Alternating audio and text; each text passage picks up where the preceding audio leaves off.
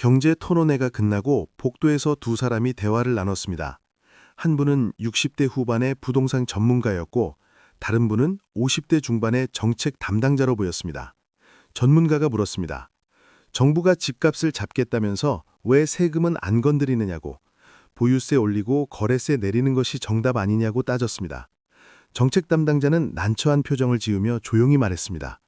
아시지 않습니까? 종부세 내는 분들 중 60세 이상이 57%라고, 그분들을 건드리면 선거에서 진다고 말입니다. 그 순간 전문가는 한숨을 쉬었습니다. 결국 정치라는 것이었습니다. 경제 논리가 아니라 표 계산이었습니다. 이것은 지금 대한민국 정부가 세금 개편을 하지 못하는 진짜 이유입니다. 집값을 잡겠다면서 정작 가장 효과적인 세금 카드는 꺼내지 못하고 있습니다. 왜 그럴까요? 지금부터 그 숨겨진 이유를 말씀드리겠습니다. 먼저 현재 상황을 정확히 파악해야 합니다. 정부는 10월 15일 초강수를 뒀습니다. 서울 전역과 경기 12곳을 토지거래허가구역으로 묶었습니다. DSR도 강화했습니다. 대출 한도도 줄였습니다. 공급 대책도 내놨습니다. 그런데 이상한 점이 있습니다. 세금은 하나도 안 건드렸습니다.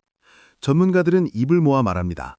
보유세를 올리고 거래세를 내려야 한다고 말입니다. 집을 가진 사람에게 세금을 더 걷고 사고 팔 때는 세금을 낮춰서 거래를 활성화해야 한다는 것입니다. 이론적으로 정답입니다.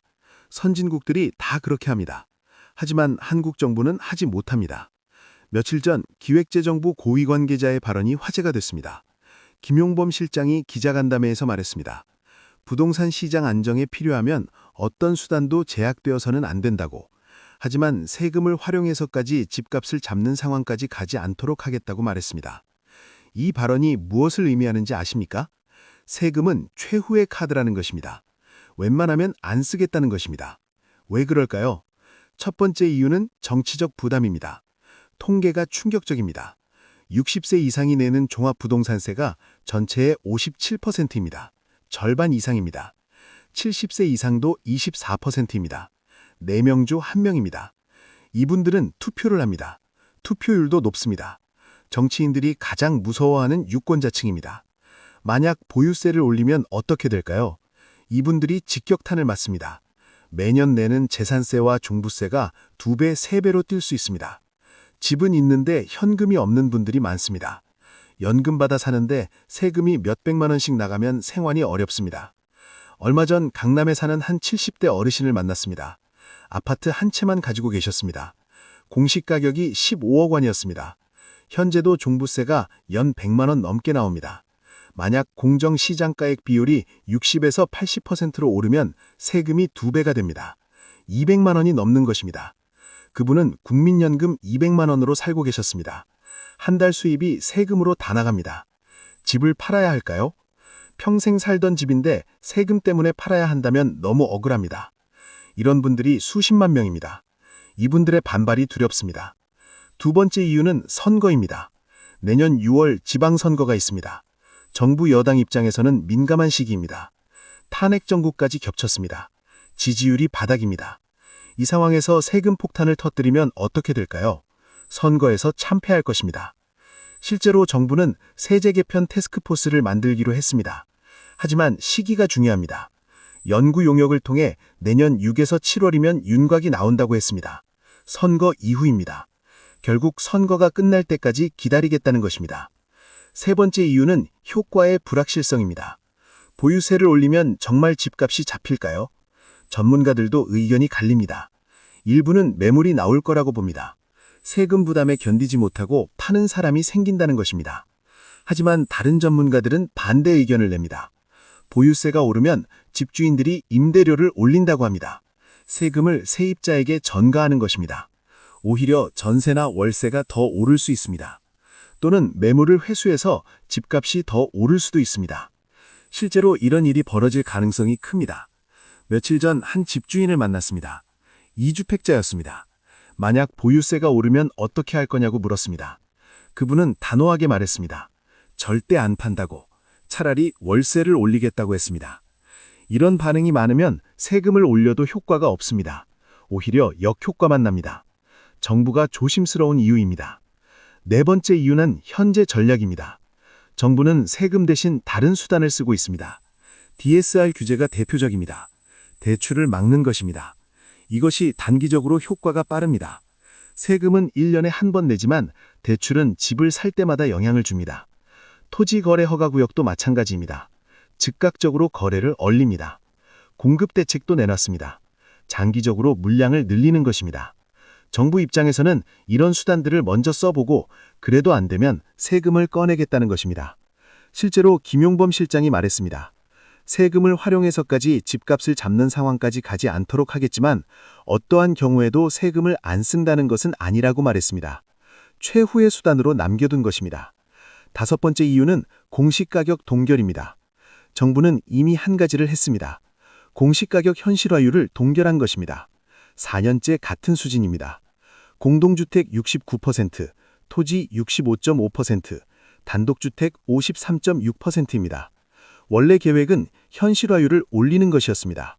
실제 시세를 더 반영하겠다는 것이었습니다. 그러면 보유세가 자동으로 오릅니다. 세율을 안 올려도 과세 표준이 올라가니까요. 하지만 정부는 멈췄습니다. 간접적으로나마 세금 인상을 막은 것입니다. 여섯 번째 이유는 양도세 유예입니다. 정부는 다주택자 양도세 중과를 2026년 5월 9일까지 유예했습니다. 원래는 2022년 5월에 끝날 예정이었습니다. 하지만 계속 연장했습니다. 만약 유예를 끝내면 어떻게 될까요? 2주택자는 기본 세율의 20%포인트를 더 냅니다. 3주택 이상은 30%포인트입니다. 세금이 2배 가까이 뛰는 것입니다. 매물이 쏟아질 수 있습니다. 집값이 떨어질 수도 있습니다. 하지만 정부도 이것도 조심합니다. 5월까지만 유예하고 연장 여부를 결정하지 않았습니다.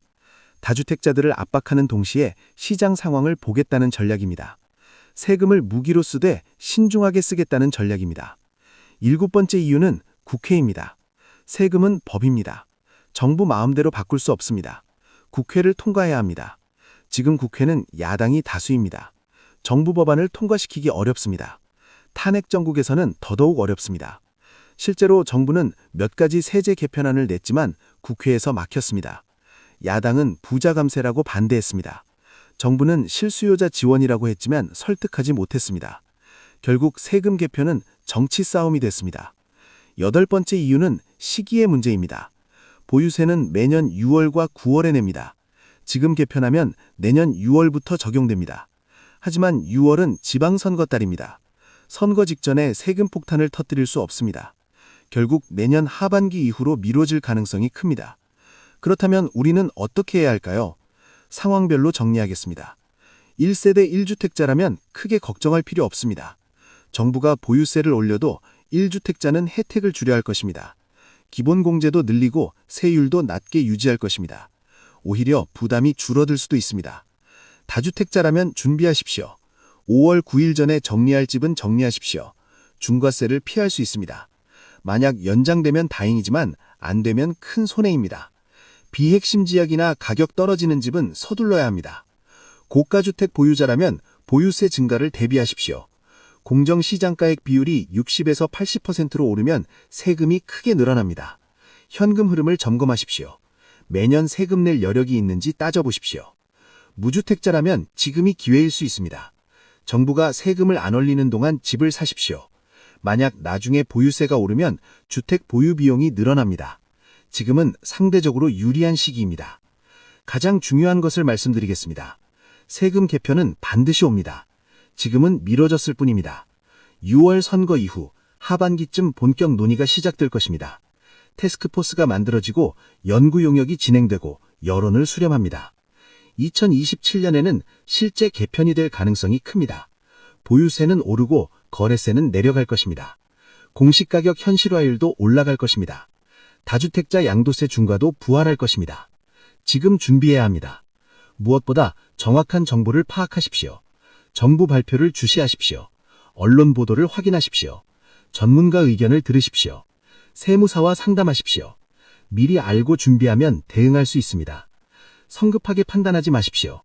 세금 개편 논의가 나온다고 당장 집을 팔 필요 없습니다. 구체적인 내용이 나와야 합니다. 세율이 얼마나 오르는지, 공제는 얼만지, 시행 시기는 언젠지 확인해야 합니다. 무리한 선택은 하지 마십시오. 세금 걱정에 감당 못할 집을 사거나 공포에 질려 좋은 집을 급매로 팔지 마십시오. 내 상황에 맞는 합리적 선택을 하십시오. 정리하겠습니다.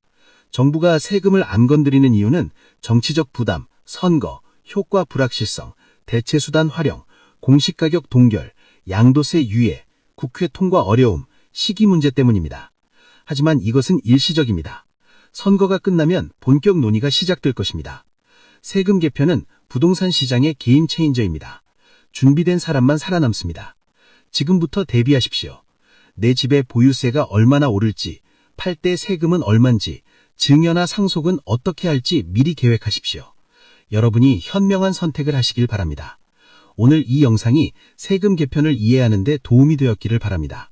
구독과 좋아요 부탁드립니다. 여러분의 성공적인 자산 관리를 진심으로 응원합니다. 감사합니다.